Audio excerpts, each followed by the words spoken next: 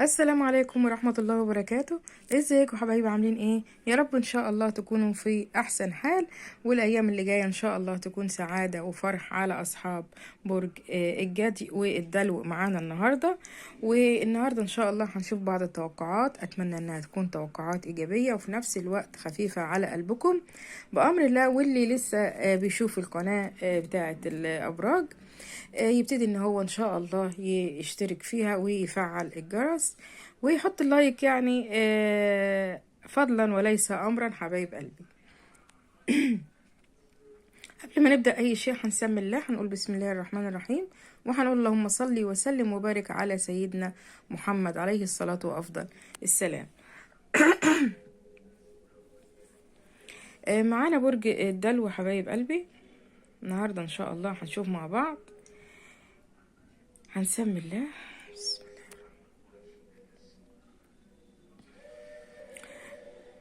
برج الدلو، انت صبرت على حاجات كتير، صبرت على حاجات كتير طول عمرك مستحمل وصابر، بس عندك اهداف وطول عمرك طموح.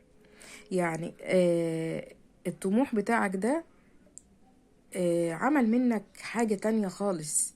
يعني كان في ناس كتيرة بتوقفك وناس كتيرة بتضعفك وتقولك انت فاشل، انت عمرك ما هتوصل، ولكن انت اهدافك وشخصيتك ما بتخليش حد ان هي يسيطر عليك. انت المتصرف الوحيد في حياتك مهما كانت حياتك شكلها ايه، انت المتصرف الوحيد في حياتك. انت صبرت كتير جدا جدا، ولكن علشان اهداف معينة. عايز يبقى لك كيان، عايز يبقى لك طموح، عايز ما تبقاش يعني مش عايز مثلا يبقى عندك ممكن عمل بسيط او كده، لا انت عايز يبقى عندك عمل واتنين وتلاتة. يعني انت انسان طموح، انت انسان طموح. صبرت كتير جدا جدا يا برج الدلو، بس ربنا هيعوضك خير ان شاء الله. وفي ناس كتير كمان وصلت، يعني في ناس كتير كمان وصلت. الفرصة ديت بقى ما تفوتهاش. يمكن فرصة ارتباط هيكون فيها ان شاء الله السعادة والغنى. اهم حاجة بقى انا عايزاكم كده ايه، تفتحوا لي كده دماغكم شوية ودانكم وتعرفوا انا بقول ايه. الشريك اللي جاي ده، او الحبيب او الحبيب اللي معاك او الشريك اللي معاك دلوقتي، هيأمن لك مستقبلك بالحب والمال. بس نحط تحت كلمة مال ديت كذا خط، لانك انت انسان طموح. هتوصل لمال كتير جدا، هتوصل لمال كتير جدا، هتوصل يمكن مكانة مرموقة. هتكون سيد الموقف. في كمان عندك سفر، هتلف العالم يا برج الدلو، هتلف العالم يا برج الدلو. أبشر، أبشر يا دلو، أبشر. المال ثم المال ثم المال من نصيبك. ما شاء الله، افرح. آه بس خلي بالك، خلي بالك طبعا القراءة للرجل والمرأة. في اتنين أفاعي كده، يمكن من ناحية الشريك أو الحبيب، دولت عايزين بقى ايه يخلعوك من مكانك كده، لان هما لقوا ان انت مسيطر على الوضع خالص. لقوا يعني كل اللي يشوفك يحبك، فطبعا هما مش عايزين كده، عايزين يشيلوك كده من مكانك ويحتفوك في مكان تاني خالص. لكن انت طبعا مفتح لهم جدا، عارفهم جدا، لانك انت عندك سرعة البديهة. آه، بتبقى يعني ايه بتفهمها وهي طايرة كده زي ما بيقولوا. عندك كمان تغيير لمكانك، يعني تغيير عتبة لمكان كان يمكن حلم عمرك ان انت يبقى عندك مكان بالشكل ده والجمال ده. ان شاء الله هيتحقق كل اللي نفسك فيه بأمر الله. في فرصة للحمل، لكن اسعى عليها، اسعى وراها. فرصة حمل ان شاء الله. في يمكن اختلاف، يمكن اختلاف، يمكن زعل مع اب مع اخ. ماشي، يا ريت تصلح امورك مع الناس اللي هم قريبين من قلبك قوي، تصلح امورك معاهم. ان انت اصلا بطبعك طيب، انت اصلك بطبعك طيب وبتنسى. واللي في جيبك مش ليك، بتحب يعني تبعزق زي ما بيقولوا كده. الصحة عندك ما شاء الله تمام جدا الحمد لله. آه انت اللي هتكون مسيطر يا برج الدلو. عندك طاقة وحظ حلوين جدا عاليين جدا، وعندك شموع بيضة اهم شيء. يمكن في تأخير عندك لشيء أول النهار، بس إن شاء الله في المساء إن شاء الله يعني إيه هتحلى المفاجآت والسهرة الحلوة والأخبار الحلوة بأمر الله. بس عندك فيه وجع في آخر الظهر كده، والمعدة عندك وجع في المعدة. لازم بقى إن أنت تهتم بنفسك الفترة دي بالذات. في عندك أوراق لازم تخلصها، ما تسيبهاش ما تسيبهاش يا برج الدلو. الورقة اللي انت مستنيها ان شاء الله هتوصلك. في عندك فواتير كتير كمان. شنطتك او محفظتك يا برج الدلو خلي بالك منها، خلي بالك من شنطتك او محفظتك.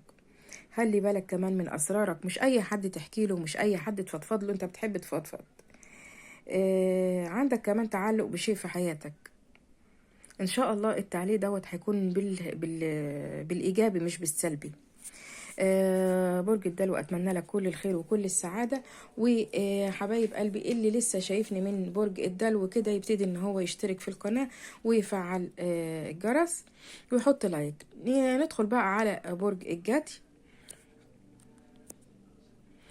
اصحاب برج الجدي حبايب قلبي، عايزاكم كده ان شاء الله تبتدوا ان انتوا تعملوا لايك علشان يكون في ان شاء الله تفاعلات كده مع الفيديوهات اللي جايه بامر الله.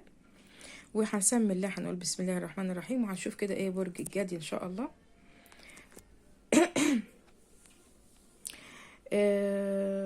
برج الجدي في عندك كده ما شاء الله يعني بداية حلوة جدا في مناسبة سعيدة ان شاء الله هتشرح قلبك، والمناسبة ديت هتشرح قلبك. يعني ايه؟ انت هتبقى فيها زي يعني زي اول مرة تفرح، زي اول مرة تبقى كده سعيد. ماشي. في بداية لشيء لصالحك انت، في بداية لشيء لصالحك انت. كمان عندك مشروع كبير جدا جدا انت واضع يدك عليه بقى ومسيطر عليه جدا جدا. في مصاريف كتير، يمكن بقى عندك حاجة انت يعني هتصرف عليها. ممكن عندك تغيير اساس بيتك، تغيير اساس بيتك هتغيره. يمكن عندك شيء مثلا في عطل في بيتك هتصلحه. في يعني في مصاريف. عندك اهتمام بشخص في حياتك بتحب تهتم بيه جدا جدا. انت اللي مهتم بيه جدا جدا، وانت مش زعلان من كده. في تواصل برضه، هيكون في تواصل عندك مع اقارب، يعني هيبقوا مساندينك، هيبقوا حواليك الايام دي والفترة ديت. في العشرية التانية والتالتة عندكم تحسين اوضاع، عندكم تحسين اوضاع. الحبيب بقى طالب مصالحة، الحبيب طالب مصالحة معاك، بس انت شاكك في شيء. فكر واحكم بعقلك. برج الجدي فكر انك انت حكيم. اصلا برج الجدي تقيل جدا جدا، تقيل كده في نفسه. يعني ايه؟ يعني مش اي حاجة يقولها، مش اي حاجة يفضفض بيها، لا، عنده رزانة جامدة جدا. في زيارة غير متوقعة بقى من حد، يعني من فترة انت كده ما شفتوش. بس هتكون سعيد بيها. يعني الزيارة ديت هي مفاجأة، بس انت هتبقى سعيد بيها.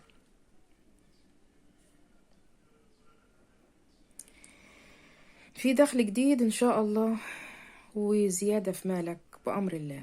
انت بقى يعني عندك انت بتصرف، بس يعني ايه بحساب. بس الفترة ديت لازم تخلصهم ورقة مهمة، لازم تخلص الورقة المهمة دي. فترة انتظار يمكن لشخص عزيز على قلبك انت منتظره. برج الجدي لازم تقاوم عشان تنجح، لازم تقاوم اي شيء متعرقل في حياتك، لازم يكون عندك مقاومة عشان مستنيك نجاح باهر. اصحاب برج الجدي احنا عارفين ان هم لما يعني بيبقوا مركزين في شيء لازم يوصلوا له، ومش بيحب يعني مش بيحب ان هو بيبقى عنده كسل، لا. برج الجدي نشيط، برج الجدي نشيط، ما بيحبش الكسل. اصحاب برج الجدي حبايب قلبي، ما تنسوش اللايك حبايبي والاشتراك في القناة. اتمنى اكون خفيفة على قلبكم، بحبكم جدا.